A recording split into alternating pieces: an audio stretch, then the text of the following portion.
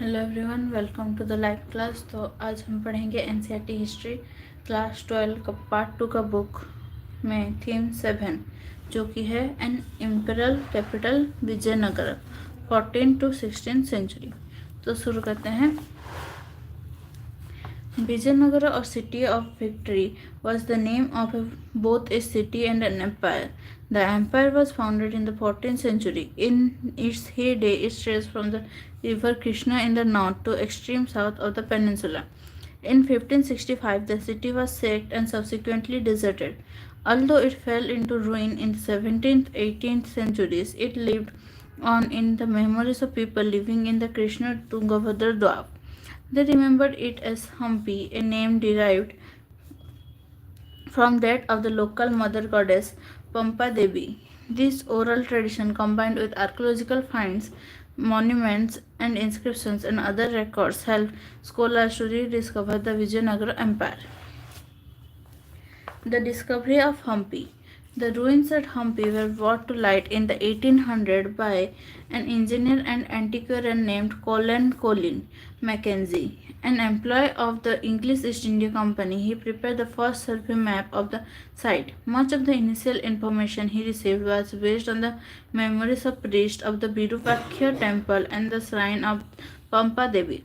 Subsequently, from 1856, photographers began to record the monuments, which enabled scholars to study them. As early as 1836, epigraphists began collecting several dozen inscriptions found at these and other temples at Hampi. In an effort to reconstruct the history of the city and the empire, historians collated information from these sources with accounts of foreign travelers and other literature written in Telugu, Kannada, Tamil, and Sanskrit. Colin Mackenzie.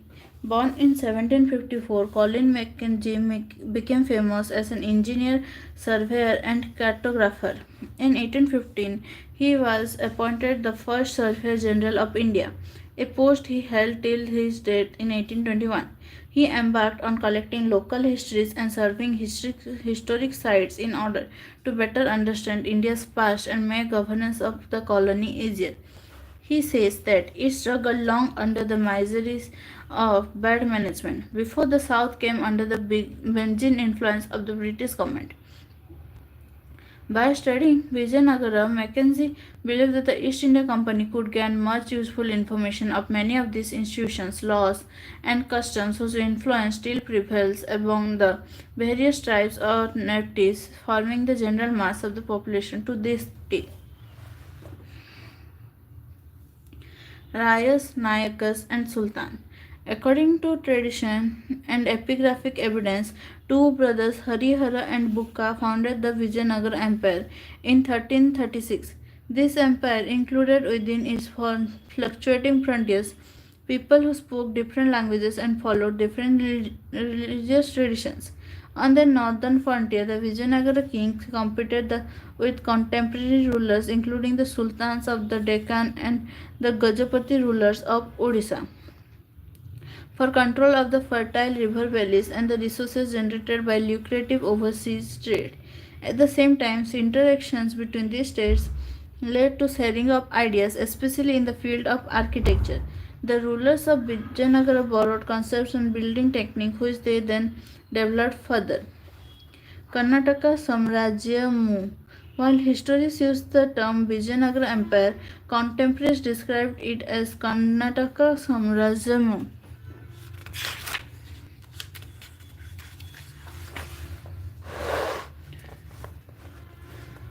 Some of the areas that were incorporated within the empire had witnessed the development of powerful states such as those of the Cholas in Tamil Nadu and the Hoysalas in Karnataka. Ruling elites in these areas had extended patronage to elaborate temples such as the Brihadiswara temple at Tanjavur and Chennakeswara temple at Vellore. The rulers of Vijayanagara, who called themselves Rais, built on these traditions and carried them, as we see, literally to new heights. Elephants, horses, and men. Gajapati literally means Lord of Elephants. This was the name of ruling lineage that was very powerful in Odisha in the 15th century. In the popular tradition of Vijayanagara, the Deccan Sultans are termed as Asvapati, a lord of horses, and the Rayas are called Narapati, or lord of men. Kings and traders. As warfare during these times depended upon effective cavalry, the import of horses from Arabia and Central Asia was very important for rival kingdoms. This trade was initially controlled by Arab traders. Local communities of merchants known as Kudirai Chetis or horse merchants also participated in these exchanges. From 1498, other actors appeared on the scene. These were the Portuguese who arrived on the west coast of the subcontinent and attempted to establish trading and military stations. Their superior military technology, especially the use of muskets, enabled them to become important players in the tangled politics of the period. In fact, Vijayanagara was also noted for its markets dealing in spices, textiles, and precious stones. Trade was often regarded as a status symbol that demanded high value exotic goods, especially precious stones and jewelry. The revenue derived from trade, in turn, contributed significantly to the prosperity of the city. Kings and traders. Krishnadeva Rai, the most famous ruler of Vijayanagara, composed a work on statecraft in Telugu known as the Amuktamalada about traders he wrote. A king should improve the harbours of his country and so encourage its commerce that horses, elephants, precious gems, sandalwood, pearls, and other articles are freely imported. He should arrange that the foreign sailors who land in his country on account of storms, illness, and exhaustion are looked after in a suitable manner. Make the merchants of distant foreign countries who import elephants and good horses be attached to yourself by providing them with daily audience, presents, and allowing decent profits. Then those articles will never go to your enemies. The apogee and decline of the empire. Within the polity, claimants to power included members of the ruling lineage as well as military commanders. The first dynasty, known as the Sangama dynasty, exercised control till 1485. They were supplanted by the Saluvas, military commanders, who remained in power till 1503, when they were replaced by the Tullavas. Krishnadeva belonged to the Tullava dynasty. Krishnadeva rule was characterized by expansion and consolidation. This was the time when the land between the Tungabhadra and Krishna rivers, the Raichur Dwab, was acquired. The rulers of Odisha were subdued, and severe defeats were inflicted on the Sultan of Bijapur. Although the kingdom remained in a constant state of military preparedness, it flourished under conditions of unparalleled peace and prosperity. Krishnadeva is credited with building some of fine temples and adding impressive gopurams to many important South Indian temples. He also founded a suburban township near Vijayanagara called the Nagalapuram after his mother. Some of the most detailed description of Vijayanagara come from his time or just after. Strain began to show up within the imperial structure following Krishnadevaraya's death in 1529. His successors were troubled by rebellious Nayakas or military chiefs. By 1542, control at the center had shifted to another ruling lineage, that of the Aravidu, which remained in power till the end of the 17th century. During this period, as indeed earlier, the military ambitions of the rulers of Vijayanagara as well as those of the Deccan Sultanates resulted in shifting alignments. Eventually, this led to an alliance of the Sultanates against Vijayanagara. In 1565, Ramaraya, the chief minister of Vijayanagara, led the army into battle at Raksai Tangadi, also known as Talikota, where his forces were routed by the combined armies of Bijapur, Ahmednagar, and Golconda. The victorious army sacked the city of Vijayanagara. The city was totally abandoned within a few years. Now the focus of the empire shifted to the east, where the Aravidu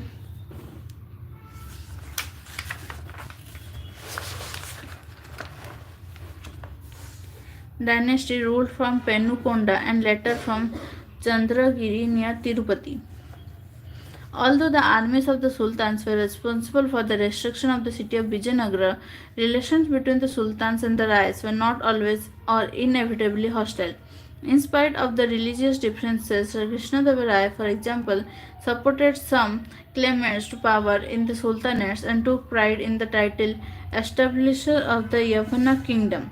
Similarly, the Sultan of Bijapur intervened to resolve succession dispute in Vijayanagara following the death of Krishnadeva. In fact, the Vijayanagara kings were keen to ensure the stability of the Sultanate and vice versa. It was the adventurous policy of Ramarai, who tried to play off one sultan against another, that led the sultans to combine together and decisively defeat him.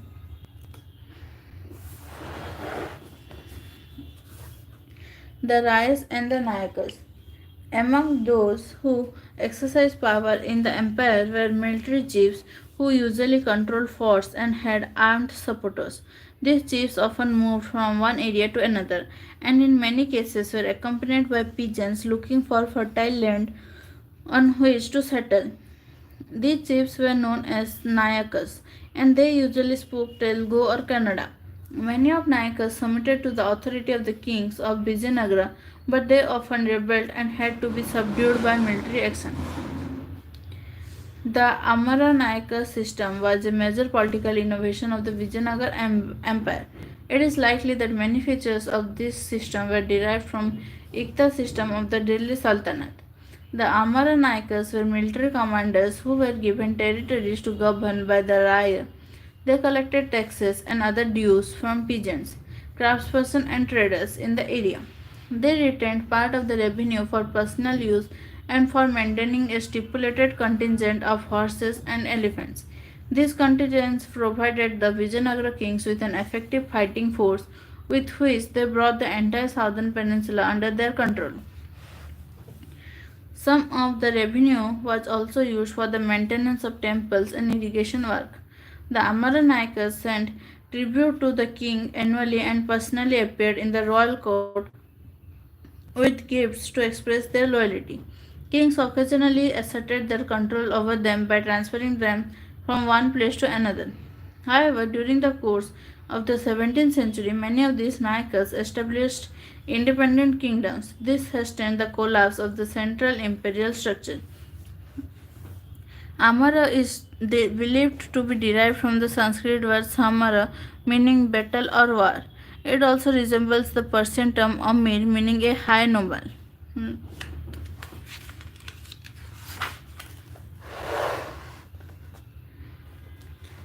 Finding out about the city. A large number of inscriptions of the kings of Vijayanagara and their Nayakas recording donation to temples as well as describing important events have been recovered.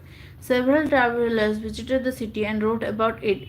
Notable among their accounts are those of Italian trader named Niccolo di Conti, an ambassador named Abdur Razak sent by the ruler of Persia, a merchant named Apnasy from Russia, all of whom visited the city in the 15th century, and those of Duarte Barbosa, Domingo Paes, and Fernão Nunes from Portugal, who came in the 16th century. Vijayanagara, the capital and its environs. Like most capital, Vijayanagara was characterized by a distinctive physical layout and building style. A sprawling city. This is an excerpt from Domingo Paes' description of Vijayanagara. The size of this city I do not write here because it cannot all be seen from any one spot, but I climbed a hill whence I could see a great part of it. I could not see it all because it lies between several ranges of hills. What I saw from thence seemed to be as large as Rome and very beautiful to the sight. There are many groves of trees within it, in the gardens of the houses, and many conduits of water which flow into the midst of it. And in places there are lakes, and the king has close to his palace a palm grove and other rich fruit bearing trees. Water resources. The most striking feature about the location of Vijayanagara is the natural basin formed by the river Tungabhadra, which flows in a northeasterly direction. The surrounding landscape is characterized by stunning granite hills They seem to form a girdle around the city. A number of streams flow down to the river from these rocky outcrops. In almost all cases, embankments were built along these streams to create reservoirs of varying size. As this is one of the most arid zones of the peninsula, elaborate arrangements had to be made to store rainwater and conduct it to the city. The most important such tank was built in the early years of the 15th century and is now called Kamalapuram tank. Water from this tank not only irrigated fields nearby but was also conducted through a channel to the royal center. One of the most prominent waterworks to be seen among the ruins in the Hiria Canal. This canal drew water from a dam across the Tungabhadra and irrigated the cultivated valley. They separated the sacred center from the urban core. This was apparently built by kings of the Sangama dynasty. How tanks were built. About a tank constructed by Krishna Deva Rai, Pace wrote, the king made a tank at the mouth of two hills so that all the water which comes from either one side or the other collects there.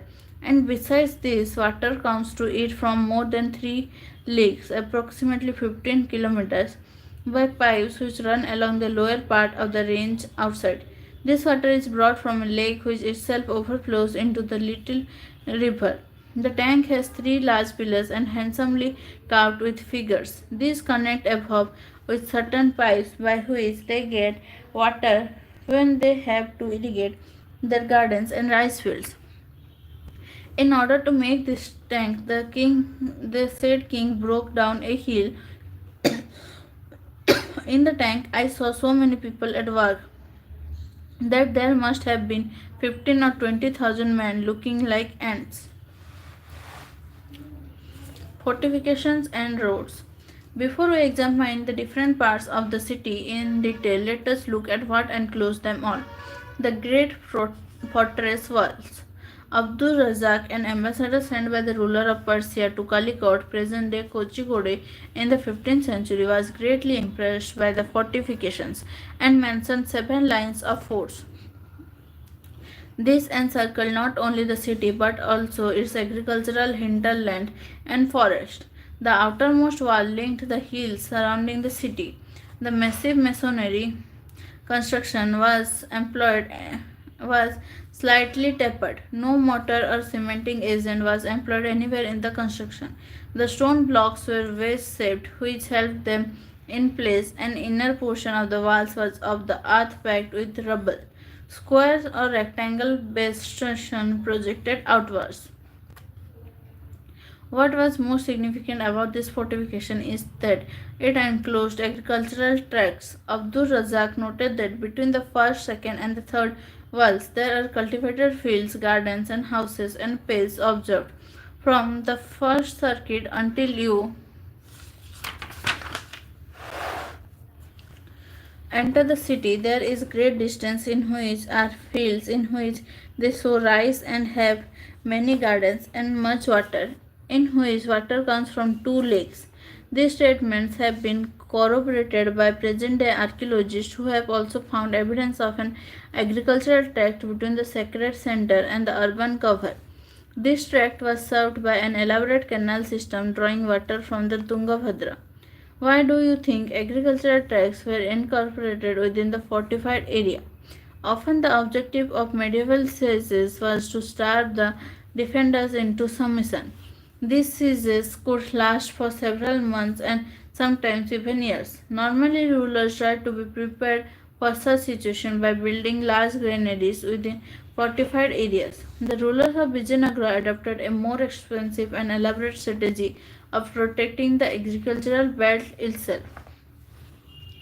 The second line of fortification went round the inner core of the urban complex, and the third line surrounded the royal center, within which each set of major buildings was surrounded by its own high walls. The fort was entered through the well-guarded gates which linked the city to the major roads. Gateways were distinctive architectural features that often defined the structure to which they regulated access.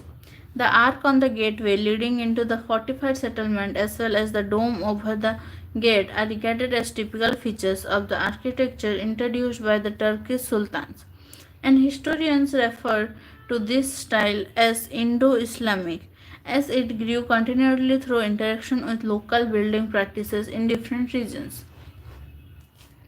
Archaeologists have studied roads within the city and those leading out from it. These have been identified by tracing paths through gateways as well as by finds of pavements. Roads generally wound around through the valleys, avoiding rocky terrain. Some of the most important roads extended from temple gateways and were lined by bazaars. The urban core. Moving along the roads leading into the urban core, there is relatively little archaeological evidence of the houses of ordinary people. Archaeologists have found fine Chinese porcelain in some areas, including in the northeastern corner of the urban core, and suggest that these areas may have been occupied by rich traders. This was also the Muslim residential quarter. Tombs and mosques located here have distinctive function, yet their architecture resembles that of the mandapas found in the temples of Hampi. This is how the 16th century Portuguese traveller Barbosa described the houses of ordinary people which have not survived. The outer house of the people are thatched but nonetheless well built and arranged according to occupations in long streets with many open places. Field surveys indicate that the entire area was dotted with numerous shrines and small temples, pointing to the prevalence of a variety of cults, perhaps supported by different communities. The surveys also indicate that wells, rainwater tanks, as well as temple tanks may have served as source of water to ordinary town dwellers. The Royal Center. The Royal Center was located in the southwestern part of the settlement. Although designated as a royal center, it included over 60 temples. Clearly, the patronage of temples and cults was important for the rulers who were trying to establish and legitimize their authority through association with divinities housed in the shrines. About 30 building complexes have been identified as palaces. These are relatively large structures that do not seem to have been associated with ritual functions. One difference between these structures and temples is that the latter were constructed entirely of masonry, while the superstructure of the secular building was made of perishable materials. A house of victory. This is what P.S. had to say about the audience hall and the Mahanamami Dibba, which together he called the House of Victory. These buildings have two platforms, one above the other, beautifully sculpted. On the upper platform in this house of victory, the king has a room made of cloth where the idol has a shrine, and in the other, in the middle, is placed on which stands a throne of the state, the crown, and the royal anklet. The Mahanamami Dibba. Some of the more distinctive structures in the area have been assigned names based on the form of the buildings as well as their function. The King's Palace is the largest of the enclosures but has not yielded definitive evidence of being a royal residence. It has two of the most impressive platforms, usually called the Audience Hall and the Mahanamami Diva. The entire complex is surrounded by high double walls with a street running between them. The audience hall is a high platform with slots for wooden pillar at close and regular interval. It had a staircase going up to the second floor, which rested on these pillars. The pillars, being closely spaced, would have left little free space, and thus it is not clear what the hall was used for. Located on one of the highest points in the city, the Mahanamami Dibba is a massive platform rising from a base of about 11,000 square feet to a height of 40 feet. There is evidence that it supported a wooden structure. The base of the platform is covered with relief carvings. Rituals associated with the structure probably coincided with Mahanamami, literally the great ninth day, of the 10-day Hindu festival during the autumn months of September and October, known variously as Dasera, Northern India, Durga Puja in Bengal, and Navratri or Mahanavami in peninsular India.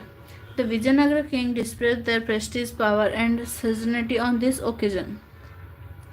The ceremonies performed on the occasion included worship of the image, worship of the state horse, and the sacrifice of buffalo and other animals.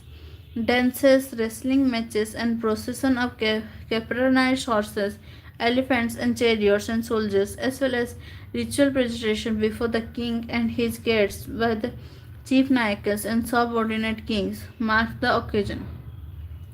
These ceremonies were imbued with deep symbolic meanings. On the last day of the festival, the king inspected his army and the armies of the Nayakas in a grand ceremony in an open field. On this occasion, the Nayakas brought rich gifts for the king as well as the stipulated tribe. Was the Mahanavami Diva that stands today the center of this elaborate ritual? Scholars have pointed out that the space surrounding the structure does not seem to have been adequate for elaborate procession of armed men, women, and large number of animals. Like some of the other structures in the royal center, it remains an enigma.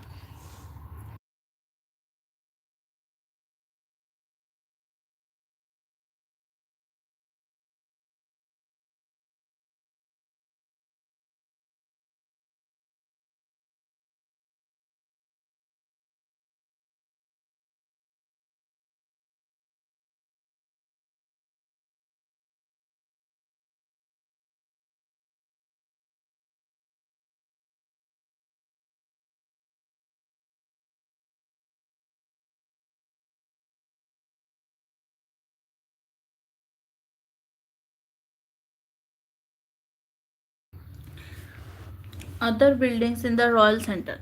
One of the most beautiful buildings in the royal center is the Lotus Mahal, so named by British travelers in the 19th century.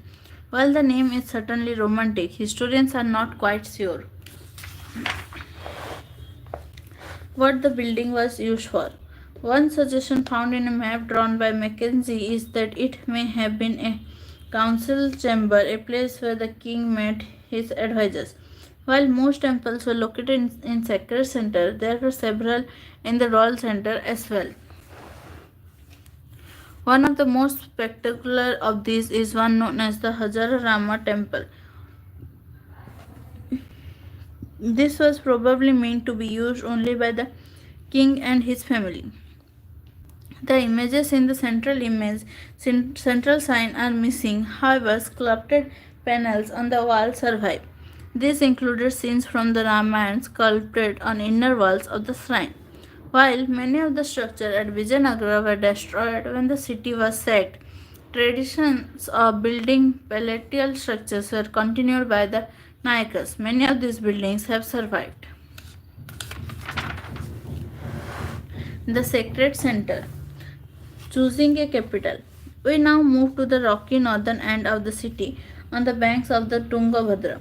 According to local tradition, this hill sheltered the monkey kingdom of Bali and Sugriv mentioned in the Ramayana. Other traditions suggest that Pampa Devi, the local mother goddess, did penance in these hills in order to marry Virupaksha, the guardian deity of the kingdom, also recognized as a form of Shiva. To this day, this marriage is celebrated annually in the Virupaksha temple. Among these hills are found Jaina temples of the pre-Vijayanagara period as well. In other words, this area was associated with several sacred traditions. Temple building in the region had a long history going back to the dynasties such as the Pallavas, Chalukyas, Hoysalas, and Cholas. Rulers very often encouraged temple building as a means of associating themselves with the divine. Often the deity was explicitly or implicitly identified with the king. Temples also functioned as centers of learning. Besides rulers and others often granted land and other resources for the maintenance of temples. Consequently, temples developed as significant religious, social, cultural, and economic centers. From the point of view of the rulers, constructing, repairing, and maintaining temples were important means of winning support and recognition for their power, wealth, and piety.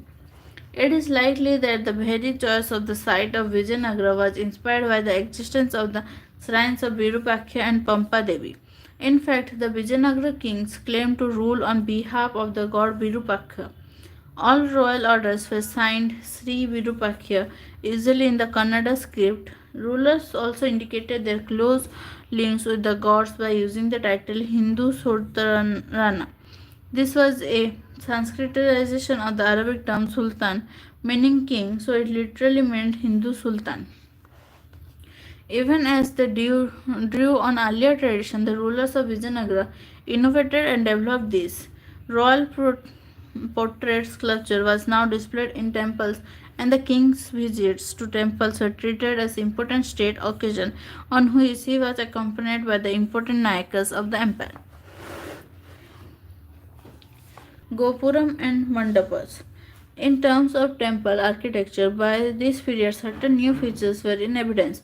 These included structures of immense scale that must have been a mark of imperial authority, best exemplified by the Raya Gopurams or royal gateways that often dwarfed the towers on the central shrine and signaled the presence of the temple from a great distance.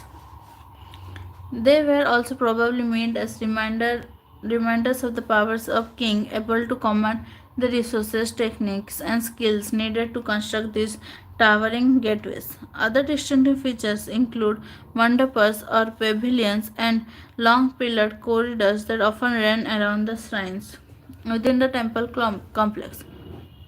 Let us look at two temples more closely, the Virupaksha temple and the Vittala temple. The Virupaksha temple was built over centuries, while inscriptions suggest that the earliest shrine dated to the 9th-10th century. It was substantially enlarged with the establishment of the Vijayanagara Empire. The hall in front of the main shrine was built by the Krishnadeva Raya to mark his accession. This was decorated with delicately carved pillars. He also credited with the construction of the eastern Gopuram. This addition meant that the central shrine came to occupy a relatively small part of the complex.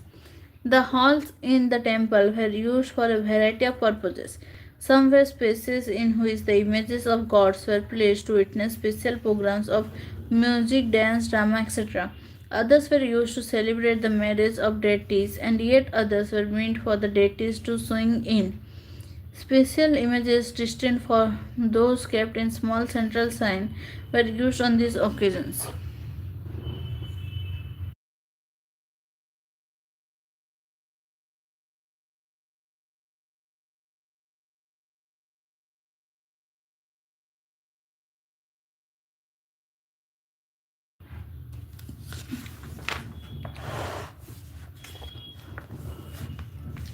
Another shrine, the Vittala temple, is also interesting. Here, the principal deity was Vittala, a form of Vishnu generally worshipped in Maharashtra. The introduction of the worship of the deity in Karnataka is another indication of the ways in which the rulers of Vijayanagara drew on different traditions to create an imperial culture. Yes, in the case of other temples, this temple too has several halls and a unique shrine designed as a chariot. A characteristic feature of the temple complexes is the chariot street that extended from the temple Gopuram in a straight line. These streets were paved with stone slabs and lined with pillar pavilions in which merchants set up their shops. Just as the Nayakas continued with and elaborated on tradition of fortification, so they did with tradition of temple building. In fact, some of the most spectacular gopurams were also built by local Nayakas, plotting palaces, temples, and bazaars. We have been examining a wealth of information on Vijayanagara photographs, plans, elevation of structures, and sculpture. How was all of this produced? After the initial surveys by Mackenzie, information was pieced together from travelers' accounts and inscriptions. Through the 20th century, the site was preserved by the Archaeological Survey of India and the Karnataka Department of Archaeology and Museums. In 1976, Hampi was recognized as a site of national importance.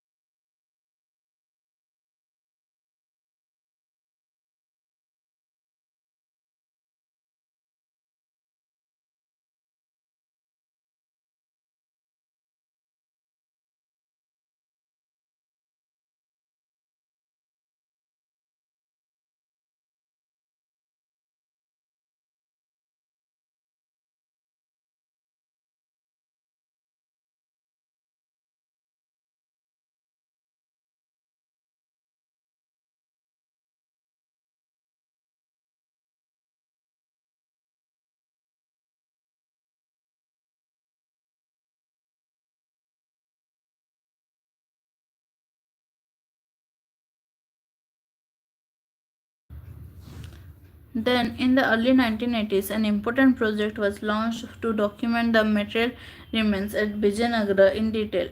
Through extensive and intensive surveys using a variety of recording techniques, over nearly 20 years, dozens of scholars from all over the world worked to compile and preserve this information.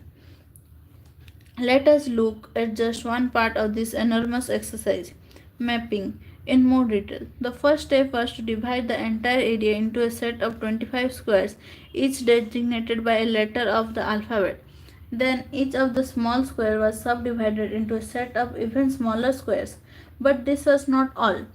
Each of the smaller squares was further subdivided into yet smaller units.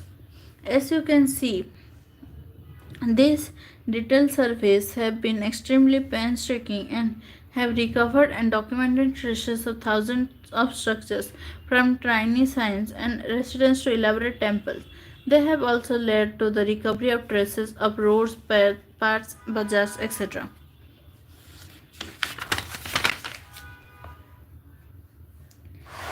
The latter have been located through finds of pillar bases and platforms, all that remain of thriving markets. It is worth remembering something that John M. Fridge, George Michael, and M.S. Nagaraja Rao, who worked for years at the site, wrote. In our study of these monuments of Vijayanagara, we have to imagine a whole series of vanished wooden elements, columns, brackets, beams, ceilings, overhanging eaves, and towers, decorated with plaster and painted perhaps brightly. Although wooden structures are lost and only stone structures survive, the description left by travelers allows to reconstruct some aspects of the vibrant life of the times. The Bazaar. Pius gives a vivid description of the bazaar. Going forward, you have a broad and beautiful street. In this street live many merchants, and there you will find all sorts of rubies and diamonds, and emeralds, and pearls, and seed pearls, and cloths, and every other sort of thing there is on earth, and that you may wish to buy. Then you have there every evening a fair where they sell many common horses and nags, and also many citrons and limes, and oranges and grapes, and every other kind of garden stuff and wood you have all in this street. More generally, he described the city as being the best provided city in the world, with the markets stocked with provisions such as rice, wheat, grains, India corn, and a certain amount of barley and beans, mung, pulses, and horse gram, all of which were cheaply and abundantly available. According to Fanaun Nunes, the Vijayanagara markets were overflowing with abundance of fruits, grapes and oranges, limes, pomegranates, jackfruit, and mangoes, all very cheap. Meat too was sold in abundance in the marketplaces. Nunes describes mutton, pork, venison, patties, hares, doves, quail, and all kinds of birds, sparrows, rats, and cats and lizards as being sold in the market of Bisanga, Vijayanagara. Question in search of answers. Buildings that survive tell us about the way spaces were organized and used, how they were built, with what materials and technique. For example, we can assess the defense requirements and military preparedness of a city by studying its fortification. Buildings also tell us about the spread of ideas and cultural influence if we compare them with buildings in other places. They convey ideas which the builder of their patrons wish to project. They are often suffused with symbols which are a product of their cultural context. This we can understand when we combine information from other sources like literature, inscription, and popular traditions.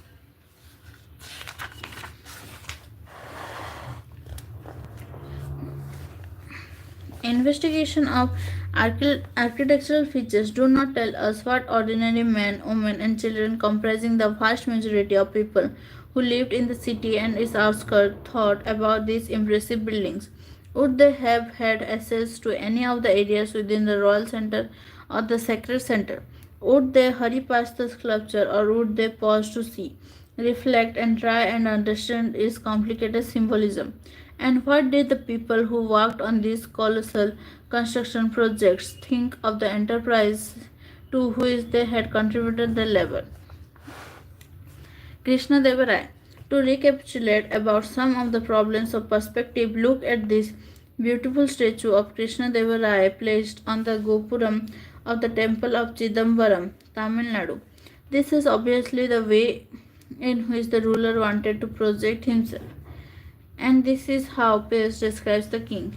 Of medium height and of fair complexion and good figure, rather fat than thin, he has on his face signs of smallpox.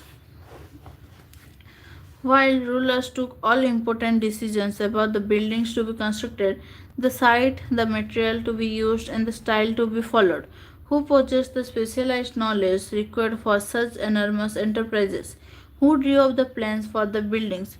Where did the masons, stonecutters, sculptors who did the actual buildings come from? Were they captured during war from neighboring regions?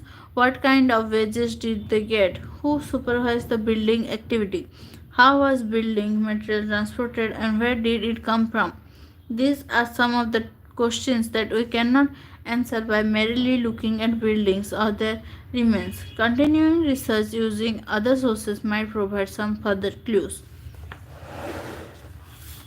तो ये है timeline 1 जिसमें major political developments के बारे में दिखाया गया है और ये है टाइमलाइन 2 जिसमें landmarks in the discovery and conservation of Vijayanagara के बारे में दिया गया है और ये है इस चैप्टर का एक्सरसाइज और इसी के साथ हमारा आज का चैप्टर ख़त्म होता है। डेली लाइव क्लास के लिए चैनल को सब्सक्राइब कर दीजिए और वीडियो को लाइक करना ना भूलें। Thank you, thanks for joining.